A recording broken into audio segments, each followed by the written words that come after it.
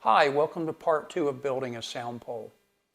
In part 1, we assembled all the components on a piece of acrylic, wired it up, speakers, button, and everything worked just fine.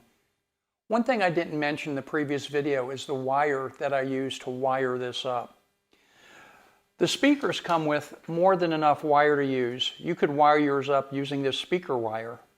I used some of the ends of my old pigtails that I don't use anymore. I also used one part of a piece of a network cable for the antenna. And finally, this is an old computer power cord that I just cut off to hook up to run our power supply. So you can use whatever you have laying around or use the wire in your speakers because again, this power supply puts out less than 2 amps. You don't need any heavy wire for any of this. Just use what you have. That way you can get it done in a hurry. Let's go over the tools we use for today's build. Speed clamps, safety gloves, safety shield, extension cord, circular saw, hand saw, hacksaw, Dremel tool, tape measure, speed square, straight edge, marker, pencil, a block of wood to drill on, a drill, a set of drill bits, an impact driver, scissors, ratchet with socket, a micro Phillips, a switch tip screwdriver, a scratch awl, a compass, a pair of needle nose pliers, utility knife, tape, a set of hole saws, a step bit, a 1-inch hole saw, and a drill tap.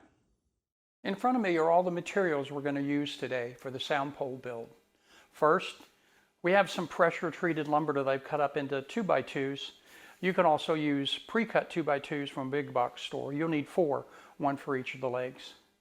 This is a 5-inch PVC pole. It only comes in 8-foot length, so you're going to need to cut it down. They don't sell 4-foot, so you're going to need to cut it down. We'll show you how to do that later. This is the cap for this pole. They make different models. This is the pretty one, so this is the one I picked. This is a piece of aluminum flat bar that I'm going to use to make the door and hold the door in place. This is a 1/4 stainless screw that I'm going to use to hold that door on. Over here we have some double stick tape and some Velcro. Both can be used to hold the components inside the sound pole. This is some rubber gasket material that I had, and then also some weather stripping. Both of those either can be used for the seal on your door. You're going to need a gland nut for the power cord to make sure it's waterproof as can be. You're going to need an antenna, an offset, a long bolt, and a couple of nuts to hold it on the doorway. And finally, some nuts and bolts, miscellaneous nuts and bolts that you can use as needed to make this happen. Next, I'm going to show you how to cut the PVC post and make the door so you can start installing the components. Another thing you're going to need is a plug for the bottom of the pole. What the plug's used for is it gives the mounting surface for the legs, and it also keeps the bottom from collapsing as the screws go in. So it provides support when the pole's sitting there. It's a piece of 2x6, and I cut it to the measure for the inside of the pole, which is about 4 3/4. So mark 4 3/4 on the board. Use a speed square to mark your line. And then 4 3/4 in length, which is there, and mark the other line. And now go cut it with your circular saw or your table saw. So I mentioned earlier these PVC poles come in 8-foot lengths, and you need to cut it down for this project. When I originally made my first pole, I cut it at 48 inches, half the pole, and it was too tall, and when people pushed it, it tended to move a lot at the top. So I took it down to 42 inches, and that's what we're going to cut this pole at today. So the overall length is going to be 42 inches. So just take your pencil and mark 42 inches. Once you've got your mark, take your square and mark 42 all the way around the pole, turning it multiple times to make sure you know where you're cutting it for each each side. Maybe not necessary if you use a chop saw, but I'm going to use a hand saw to cut this. This way I make sure I'm going to get all my lines in the same point, same place. So I've marked the pole where I'm going to cut it with a hand saw at 42 inches. Let's get that done. You may need to clamp down the post on something solid so it doesn't move around when you cut it. Again, I'm going to use a hand saw. You can use a circular saw, a table saw, a Dremel tool, anything that will cut this plastic is good to use. I'm going to try using this. I may regret it, but let's see how it goes.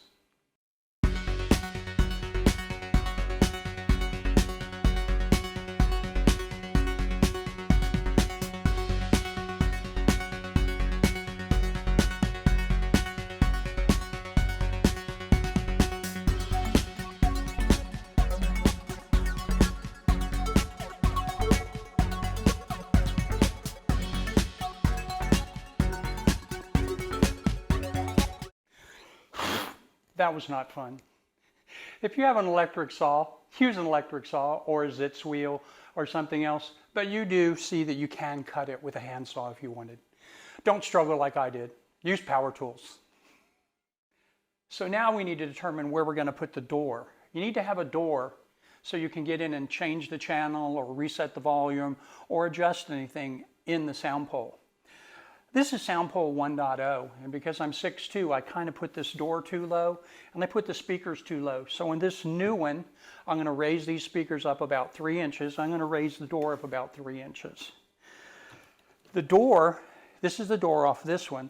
This door is held on with 4 screws. The door is nothing more than a scrap cut out of this piece that we just cut off. So that door is made from the scrap of the pole. And I'll show you in a minute how to make that and put a mounting. Again, this one, I use 4 screws. Sound pole 2.0, I'm going to use 1/4 stainless with a piece of aluminum on the back. Stay with me.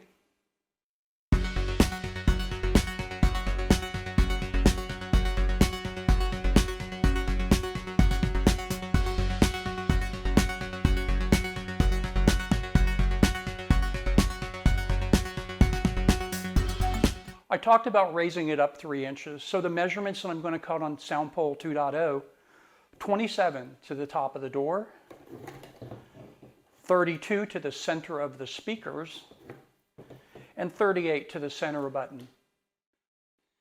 I know you're asking yourself, how big do I make the door? If you come over here and look, I'll show you the size I made it. It's 3.5 inches wide, 4.5 inches tall, with a 3/4 margin on either side. And again, the top is 27 inches from the bottom. I marked the speakers at 32, so you're going to drill your hole at 32 on center, which is 2.5 from either side. And your push button is at 38 inches, again, 2.5 from either side. You're going to drill a hole for that as well. So you don't ruin the pole. You might want to check to make sure that your marks are definitely in the center of the pole. To do that, take a compass, check the hole that you mark for center, and split the difference to make sure it is center. And this one is definitely in the center of the pole. So it's ready to drill. You can drill it with a 1-inch hole saw like this, or you can use a step bit like this one. And I have it marked off with tape telling me how deep I need to drill it for 1 inch to make a 1-inch hole for that button. For your speakers, you want to mark the same way, check side to side to make sure that you're in the center.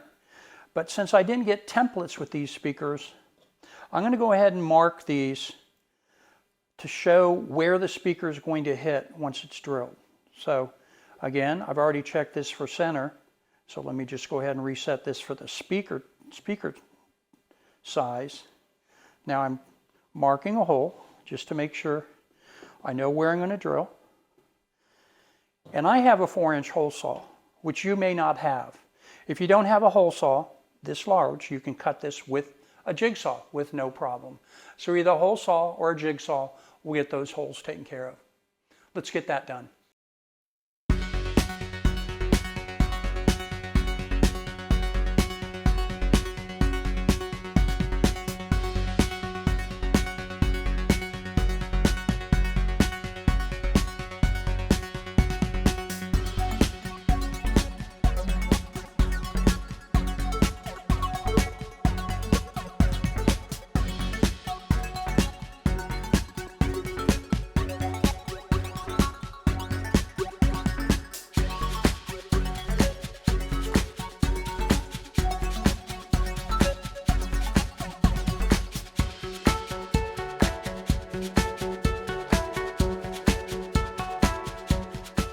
Make sure you have a fresh battery before you start drilling, and don't be David. I don't know if you saw in the very beginning, I drilled pilot holes in the center of the speakers and also where the push button went. I also took the time to drill holes in the corners of the door that I'm going to cut out. I'm going to cut that out with a Dremel tool in just a second. Let me go get it. The last hole I have to drill is for the cable gland. I'm going to put it around 5 inches up from the bottom, and I'm using a 7/8 inch hole saw to drill the hole because that's what my cable gland requires. Yours may be a different size.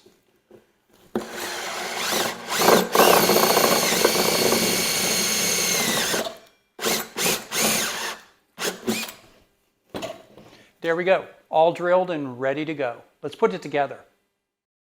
In preparation to put the components in the sound pole, I went through a few steps to speed the process along. I went ahead and put the plug in the bottom of the pole, and I used 2 number 8 deck screws just to hold it in place. I went ahead and mounted a shelf in here with Gorilla Glue that we can hold the bottom of the acrylic with so it doesn't fall down. I also went ahead and installed the power cord so we're ready to go. The final thing I did was go ahead and pre-drill and put the 3.5 inch screws in the legs. Let's get the components inside.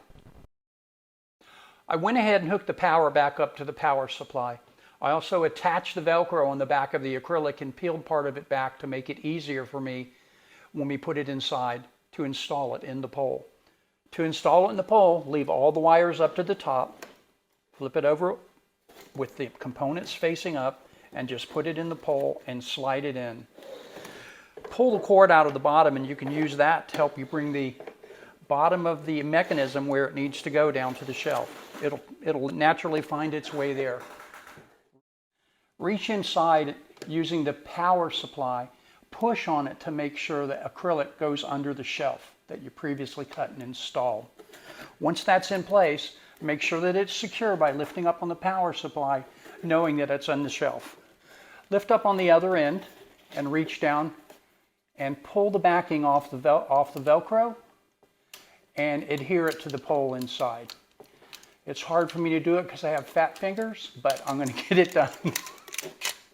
Okay, I got it out. So it's out, it's now adhered, it's totally installed.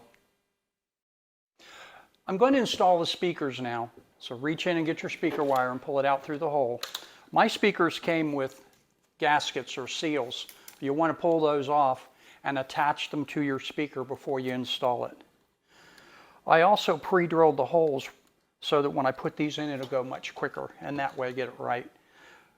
The wires do have a positive and negative, and of course the black wire is the negative wire. Just look on your speakers and make sure you hook them up properly so they work correctly. Your speakers may not have them, these do. Mount them however you want. They come with attaching screws. You put them in the holes and basically drill them right into the pole.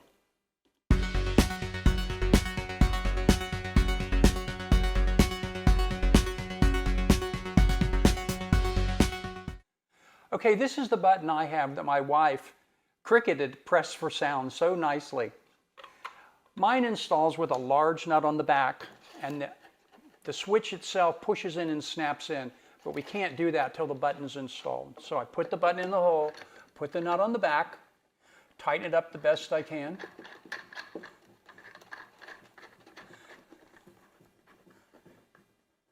Take the switch, reach inside, push it up in there and twist it, and it's all done. Your button is installed, and we're almost done. Okay, it's time to make the door. Take your piece of scrap, this is one I had around, and you're going to cut it as close to the corner as possible. Use a saw or use a Dremel, whichever you want. I'm going to use a Dremel tool. Make sure you use your gloves, make sure you use your shield, because the Dremel tool is very dangerous. Let's get cutting.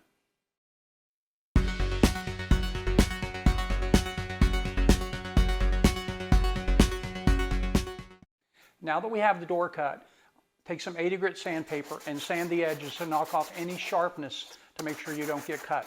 Hit all 4 corners, and if you want to round it off a little bit, do that as well. It makes it look a little bit nicer. Once you have it nice and smooth and there's no sharp edges, we're ready to go to the next step, which is drill a hole in the center for our mount. Let's get the drill. To complete the door, we're going to go ahead and drill a hole in the center for a 1/4 bolt to go through. We're also going to drill a hole for the antenna mount to go in. Once we've drilled those, we're going to take the piece of strapping that I showed you earlier, a piece of aluminum. I pre-drilled a hole in it. We're going to use a tap drill, which is a 1/4 tap, and that will tap this out for the bolt that we're going to use to hold the door in place. Let's get it done.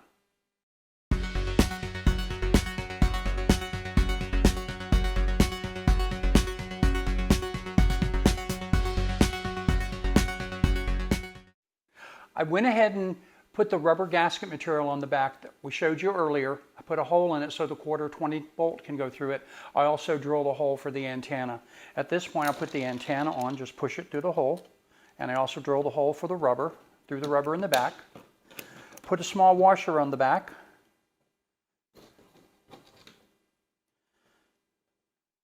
And tighten that up. And this will be the antenna for the FM receiver. So tighten that up, put your bar on, and now we're ready to put the door on the sound pole. Now with the door assembled, you're going to take your antenna wire and you're going to wrap it around the screws sticking through the back. Once it's hooked up, take your wrench and tighten it up. Once you have it tight, push the wire back into the sound pole, slide the lid in place, and slide it so that the bar goes right in. That gives you a watertight seal, and you're set to tighten the door up. That's it. Now we're going to put the feet or the legs on. To do that, just arrange them going to the edge of each side in a pattern like that. And then all you have to do is run the screws down into the block that's in the bottom of the sound pole. Let me go ahead and do that. With the feet installed, the last step is the cap. You'll need to attach some screws to hold it in place so that when you move it, it doesn't fall off. It'll also help shed water in the event it's caught in a storm.